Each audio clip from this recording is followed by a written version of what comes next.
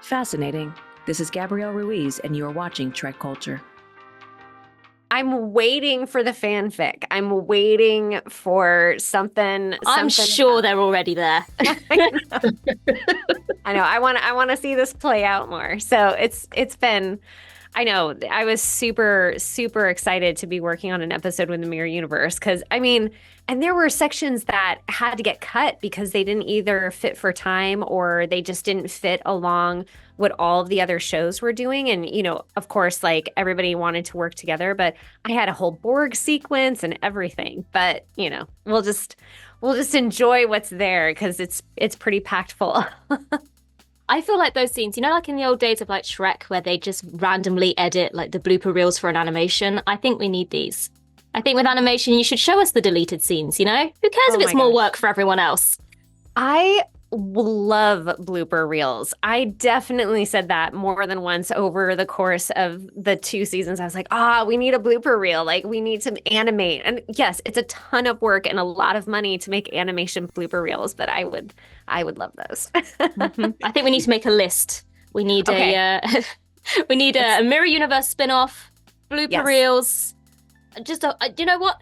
Let's have a separate just JC Mirror spin-off. I'm down for it. There we go. 5 minutes. Yep. I was waiting. There we go. JC has been mentioned. Brilliant. What? Did I you didn't think we were really going to talk about that? Did you really think I wasn't going to say it, Sean? No, I was concerned it was taking 5 minutes. So I was like, are you all right? At this point, I feel like the spokesperson for all JC shippers out there, right? I'm just doing my duty. Yeah. Hey, bring your list to the Hagmans at Comic-Con, and I'm sure they will listen and just be like, when things get picked up or if you need ideas for the movie or whatever, here you go. Here's a list. Do you know what? We joke, but I might just do it. I was like, who's joking? I've read through the biography. I know that obviously your passion was always going to be law. And you have instead given us some of the most fun moments in Star Trek. How does that journey happen? Like, kind of how did we get here? My parents would have loved it if I went to law school. And I kind of thread the needle with them. I mean, it's okay. I won't give you my whole life story, but the Reader's Digest version is my dad was a director and my mom was a writer. And so they, I think, didn't want me to go towards the entertainment industry because they knew it can be a really challenging industry. It's very competitive. But at the same time, I grew up visiting my dad on set and seeing him have some of his best friends come out of, working through those long days. Because this is true about any industry, but when you're stuck with people for 16 to 18 hours a day, you're going to bond or you're not going to get along. And hopefully it's the former. And so I grew up just always loving everything about this industry, not just the writing, but I started working as a PA in college. That's how I kind of would earn what moolah I could on breaks or summer breaks. And I stuck with it, and I ended up kind of working up to being a line producer, but mostly on smaller projects, like music videos and stuff. But I got the opportunity to work with some really phenomenal people, like the Daniels, who won the Academy Award last year. Like, they worked on a music video that I worked on. So, I mean, it's really cool how you can just meet a lot of great people who are passionate, who just love story and love the process of working together as a crew from the different departments. So very, very like Starfleet in that sense, And after working in production, especially as a line producer, I was like, whoa, this is really hard. I don't want to do this forever. So then I felt the weakest in post-production, and I wanted to understand more, like, how does it all work and why and in what order. So I was able to pursue an opportunity, and I worked on a Universal show. And then I worked with a really great showrunner and writer-director for a couple of years. And then I was like, okay, I'm never going to have time for writing unless I make time for writing. So I moved back to Oregon for a little bit because that's where all my like commercial contacts were. And I oscillated between working on set and then taking a month off and just writing. And I finally finished like my first TV pilot, which was sci-fi as well.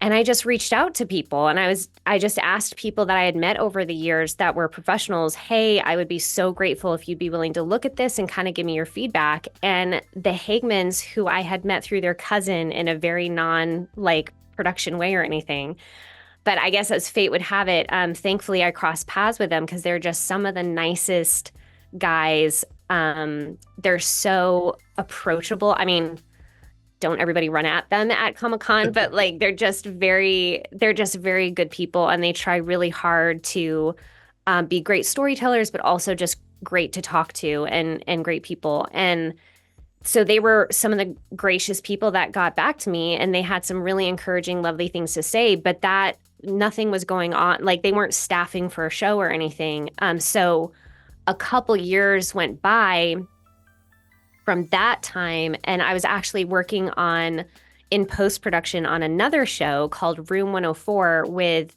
the Duplass brothers, who are also lovely people. Love the Duplass brothers. And but I ditched them because the Hagmans reached out to me and graciously invited me to come interview as their writer's room assistant. And so I was able to kind of jump ship again from production to post-production, and then to kind of an entry-level job in the writer's world.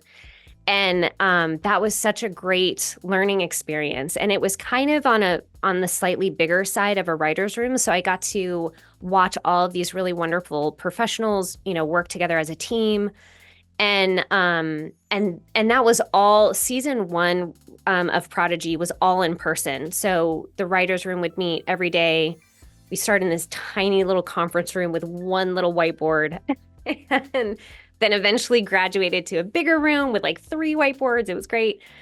And then season 2 was all over Zoom. So those were 2 very different experiences. But then, yeah, the Hagmans again just were gracious enough to allow me to write one of the episodes in season 1. And it just worked out that I ended up getting episode 119 or 19, I guess you could say. And that was, I mean, again, I like love and respect to all of the writers because they basically just formed this really wonderful collision course for the finale. And I got to jump on that, and that went really well, and it was a lot of fun. And then the Hagmans kept me on as a staff writer for season 2. And now here we are. We're in season 2, and we've got all these shebangs going on. Were you a fan of Star Trek beforehand, especially Voyager? Obviously writing those. Definitely. Jumping into that word, sink or swim for sure, kind of vibe. But it's funny. I remember the Hagmans asking me that question in the interview. They were like, "Are you a fan of Star Trek?" And I said, "I don't know why this is my level of determining like how much of an intense fan you are."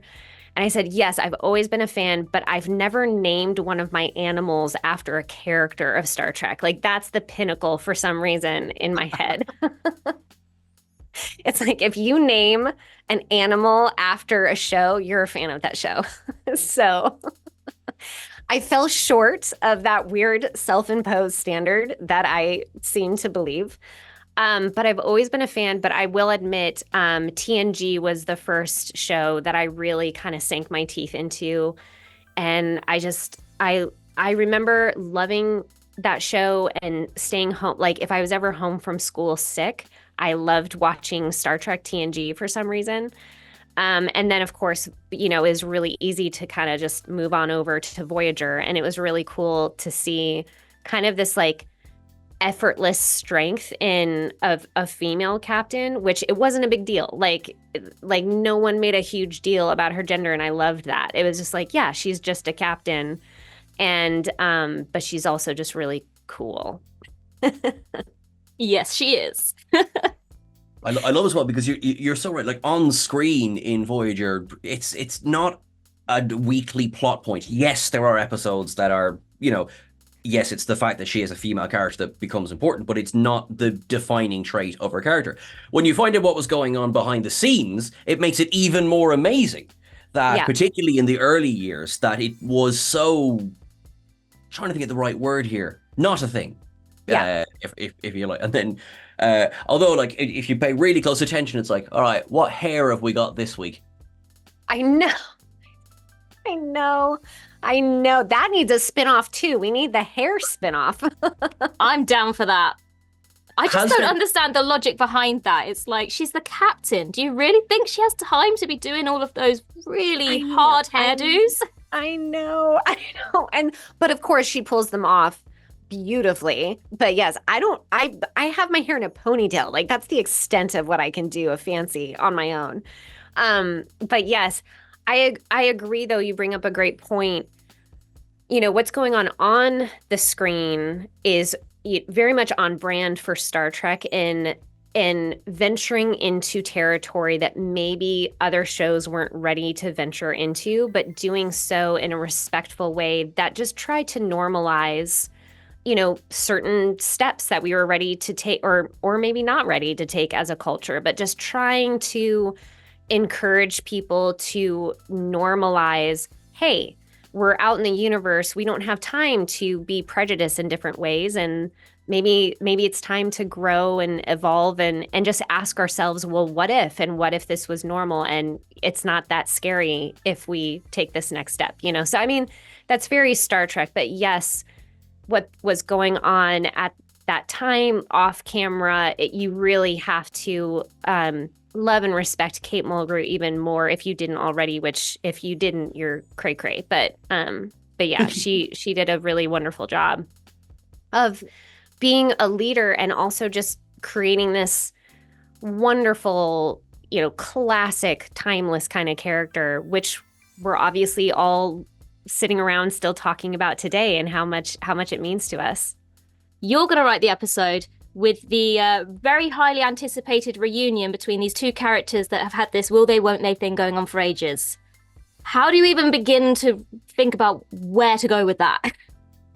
Oh, man, it was, well, the beautiful thing that I really appreciate as far as like organizing is the Hagmans were really great about wanting us to try and come out with a rough plan of what the journey was going to be over all of the episodes. And so it really was a whole team effort to, first of all, just kind of, you know, plot a course, so to speak, and kind of rough in where things were going to fall and how they fit and, you know, what emotional and plot wise point we're trying to hit and everything. So yeah, the fact that that episode not only had the mirror universe, which I love, but also had this reunion in the prime timeline was pretty awesome, but also trepidatious, I guess you could say. And but I think it really helped just to have, you know, the team plan. And of course we talk about it, and there were many conversations in the group about how to approach this relationship, and that was in addition to all of the work that the Hagmans did in advance with, you know, Secret Hideout and Robert and Kate.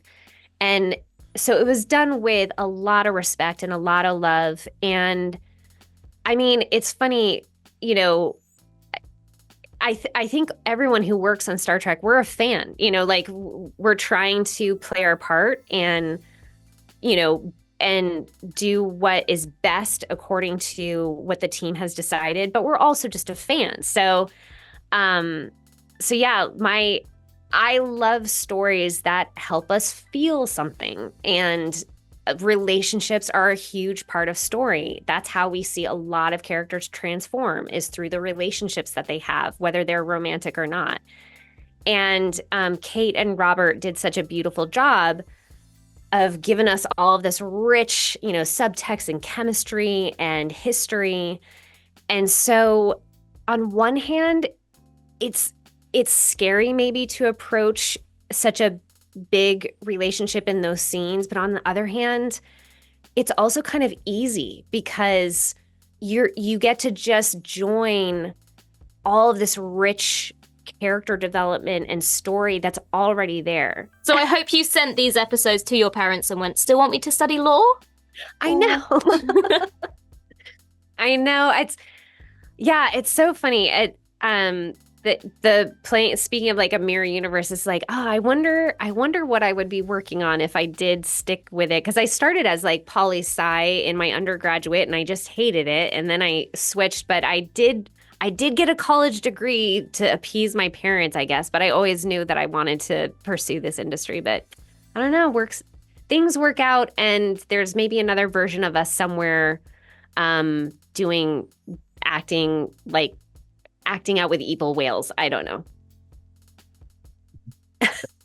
I need to see the entire spin-off that's just the whales. I know. Exactly. I'm Add telling it to you, the Mirror list. Universe spin-off. I know. Cetacean But- Ops, man. Yeah, I mean, I feel like the Mirror spin-off definitely needs a higher rating, though. Let's be honest. The Mirror Universe is not suitable for kids. It's less subtle. Oh, I will say that. There's going to be too many steamy scenes in this spin-off for children's eyes. You know, I'm okay with the idea of branching out into like, higher rated things or whatever, but you don't want to. I'm sure that's why I'm not making those decisions. They want to keep it. They want to keep it PC for everyone. Well, even actually, I suppose that there is a good point about the JC of it all. See, I said it eventually, Ellie. Well done. I'm proud of you. You just spat it out. I think, I mean, this episode obviously goes the furthest forward, but it walks a beautiful line of not going too explicit in showing us the nature of their relationship. And I think we know. We don't need to be told. We don't need to see it, at least not in the context of this story. Yeah, I agree. I think Aaron Walke alluded to that like a long time ago. He was trying to explain to people, if you want them together, hopefully you feel like there's something there for you to kind of grab onto. But if you don't, there's room for interpretation that they're not. And I completely empathize with the very natural human desire that we want to see things manifest a certain way, like whatever you want, whatever outcome you want. I can absolutely empathize with people wanting it like set in stone. This is how it is. But I think that there's something really beautiful in the tension, in the question and just holding the space, because I mean, haven't we all been there with somebody where you're kind of in that limbo with somebody, and obviously they are two characters that have been in each other's lives and very important in each other's lives for a really long time. It's so rich. There's such a depth there. So there's a lot of room for people to imagine what they want. But I don't know. I kind of like not hitting it on the head, and just leaving it in that beautiful tension, because that's how it is for people in the real world. I think sometimes, it's trying to figure out what do I want in life? What am I comfortable with? And even if those boundaries may change as we get older, it's not going to change overnight. And so I think, Ellie, you were saying earlier, like the whole PDA thing like happening in prime time. I don't see that. Yeah, I agree. I don't think they would ever kind of like be touching each other in a certain way in front of the crew or anyone. But I do love seeing the undeniable bond and affection between them. Because they aren't just like everyone else, there's only one Janeway in Chakotay's eyes, and there's only one Chakotay in Janeway's eyes. Like there is a unique bond there. But how far they're taking it, behind closed doors or whatnot, I'm okay with not spelling that out and hitting it over the head too hard, because I just think it's a really beautiful thing when you can see there's a love there. And they just exist in that love. They just exist in that respect and that mutual affection. And they will always have each other's backs. And I don't know. It's whether whether that's turns into romantic or includes romantic, it's just like, maybe we don't have to know. But I know there are people out there that want it, they want the kiss. But I'll just there's rob a lot of JC wedding off of that season 3 I pitch know. list. I know. So never say never. That's the beautiful thing about these characters, is that they are getting older. They're evolving. Like you said, it feels like 30 years, but it's like, oh yeah, I guess on the timeline, it hasn't been that long, but it feels that long, in a good way, because it just feels like there's so much history there. So never say never. Who knows what direction it'll go in. But right now, I do love that beautiful space of just being in that, like, I don't know if tension is the right word, but you know what I mean? Just like that kind of, just that unique space. That's just them. But yeah, it's been an honor to be a part of. And so thank you so much for all of the love and support. And I hope you guys have so much fun with all the stuff that's to come. Thank you. You are awesome. I suppose the last thing to ask is, what's next? Where can people find you? Oh, I mean, I'm just on all the socials like Twitter and Instagram and everything. And so, yeah, I've just got a couple scripts that I'm sharing with people, but nothing official, no like air date or anything. But yeah, I'm usually pretty good at posting a lot of Star Trek stuff on Twitter. But then I also like to share a mix of things on Instagram. But yeah, you can find me on there. Brilliant. Well, look, thank you so much. You are awesome. You are wonderful. Perhaps the whales are evil all the time, but sure, look, if you're writing them, I'll take it. Okay, great. We'll add it on the list. I'll start jotting down that pitch. All right, guys. Well, thank you so much. And I'll sign off, but I'll keep watching all of your fun videos. And again, we'll chat more about all the events that you're going to soon. So safe travels. Thank you so Thank much. you. Thank you. Great. All right. Have a lovely day. Thanks, Erin. Thank you. Bye. Bye. Bye.